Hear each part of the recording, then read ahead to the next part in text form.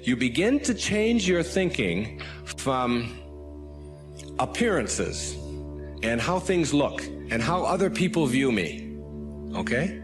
Because every time you find yourself upset in life about anything that anyone else has said, what you're really saying is what you think of me is more important than what I think of me, all right? So you change from appearances to what I call quality thinking. Quality. What is the quality of my life? Rather than how does it appear to others? Now, do you tell yourself that because my friends don't like me, that means there's something wrong with me? No, that's what you have to learn. That another person's opinion is just that. It's their opinion, and that's all it is. Every time you are upset, or your children are upset, because of what somebody else says about them, including their peers, what you are really saying in that moment, and this is really important, what you're saying is, what you think of me is more important than what I think of myself.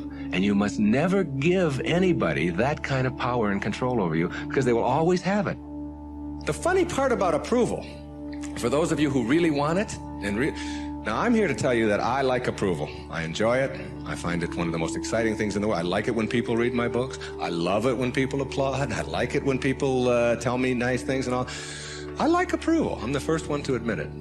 What I don't do is I don't need approval. There's a big difference between wanting approval and needing approval. When you need approval, it means you become immobilized when you don't get it, from making other people's opinions more important. Now, for those of you who say, yeah, but I want approval and I need it, and if I don't get it, and so on, then understand this. The people who get the most approval in life are the ones who care the least about it. And the ones who get the least approval are the ones who are always going after it. So if you want approval in this paradoxical way that I'm talking about it, stop needing it. Stop concerning yourself about it. Ask yourself, who gets the most approval in life? Think of the person that gets the most approval, and you'll see that that person couldn't care less what other people are thinking. They're so busy being, they don't have time to notice what their neighbors are doing. Thoreau said this, he said, if you advance confidently in the direction of your own dreams and endeavor to live the life which you have imagined, you will meet with a success unexpected in common hours. What that means is that success is not something that you can get in life. Success is an inner process. Success is something that you bring to everything you do in your life. It isn't something you get out of what you do. And when you get that, and you learn how to get the junk out, and advance confidently, doing what makes the most amount of sense to you based on your inner signals and the one issue of morality, which is you never interfere with anybody else's right to do the same. Each person has their own right to advance confidently in the direction of their own dreams. And when you violate that, you're violating the principle of the universe, the essence of the universe, which is cooperation and harmony. Then success will begin to chase you. And it will come into your life and arrive in your life in amounts that you never dreamt of before. That you never dreamt of. Things will start happening to you that you would never imagine before.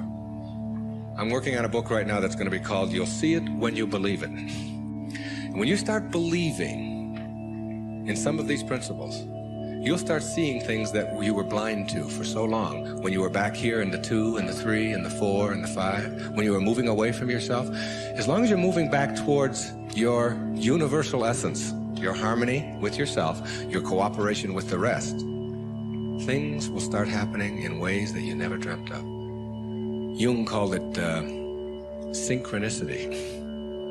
And it's a term that we use to explain how unexplainable coincidences sort of happen in our life, and how come these things happen. I'm going to share a couple of those with you before we leave. The quality versus appearance in your life means that you get that inner candle flame working in a way that gives you quality, independent of what other people think of you. Maslow, in defining self-actualizing, no-limit people, said they are independent of the good opinion of other people. Of the good opinion of other people, independent of it. They're so busy advancing confidently, doing the things that make sense, and bringing success to changing their baby's diaper, and bringing success to weeding their garden, and bringing it to the job. They bring it on the airplane so that when they run into somebody who is rude to them, a stewardess that is rude, they don't see it as an attack on them. It's just where they are, and they send them love. Help them a little bit, you know. They're kind. When somebody wants to get in on the freeway, and they're one old temptation when they were on the 1 to the 6 side was to say, oh yeah, nobody's getting in front of me, I'm getting there first. It's like, they slow down a little bit. They don't have all that type A stuff of having to beat somebody else and having to defeat somebody. It's a new way of being. It's a way of quality where your harmony allows you to cooperate, and you are a part of what this whole thing is about. New way of being, quality rather than appearances. Another new way of being, very important. Living your life on ethics rather than rules. Ethics rather than rules. All these rules, all these ways of having to do things, somebody else dictates to them. Do you know that some of the most immoral acts in the world have been perpetrated in the name of the rules? These are the laws. What do you think Nazi Germany was all about? Everybody doing all these horrible things to other people. I'm only doing my job, was the defense we all heard at Nuremberg. I was just doing my job. If it's an immoral rule, it's immoral to obey it. And self-actualizing people, as Maslow tells us, have rules inside of them that they could never obey, never disobey, ever. And they have to do with ethics, how you treat people. How do you think we get to where we are now? You know who Rosa Parks was? The woman in the South, the black woman in the South who said, not today, I'm not going to the back today, no way. I know what the rules are. The rules were all over the place. If you needed a reminder, there were signs every place. Colored in the back, white in the front. And she said, no, I'm sitting here. And that made all the difference. Ethics, not rules. When your children start disobeying rules that need to be disobeyed, don't be surprised. When I was in the service, they had a policy on Guam, where I was stationed, which would not allow the Guamanian civilians to shop in the PXs and the Navy exchanges. But they did allow all other civilians to shop in the Navy exchanges and PXs. But if you were Guamanian, that is, if your skin was dark and your eyes were shaped a little different, then you couldn't. A clear, outright violation. I was a serviceman. I was in the Navy. I was a communications cryptographer. They had a newspaper in the Guam Daily News, and it said, an invitation to speak your mind. There was a letter writing contest. And they offered $75 to the first prize winner. $75, this was 1961. That was a fortune to me. That was a month's pay in the Navy at that time, almost. So I entered the contest, and I knew I would win it. I had already written a novel at that time. A whole novel I had written while I was on Guam. I knew it wasn't going to be a contest. I felt sorry for the other people entering it. I knew I was going to win this. Unfortunately, I didn't realize that when you're in the service and you have an opinion and you don't submit it to the chain of command, that you can be court-martialed for that. So the headlines on next week's Guam Daily News were, U.S. sailor assails policy of discrimination. Big, hot stuff, all right? And I was called before a vice admiral, Commander Naval Forces Marianas Islands, and threatened with a court-martial because I had disobeyed the rules, even though the rule was immoral.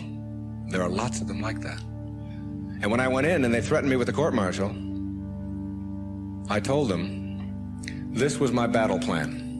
They didn't have Xerox machines in those days, so I had to get a lot of carbon paper.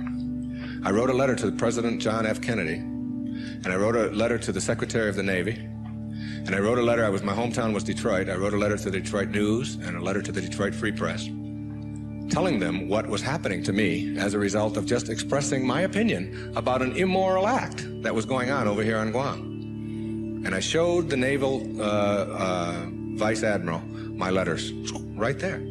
I said, I've only sent the one to the President and the Secretary of the Navy. These letters go to the newspapers across the country. There was one there to the New York Times as well, and the Los Angeles Times. It was, and I just spread them out before him. I said, if you court-martial me, or punish me in any way for this, then what's going to happen is the world is going to find out about this policy. And I'm prepared. I'm ready. I can handle it. And I was 20 years old at the time, or 21.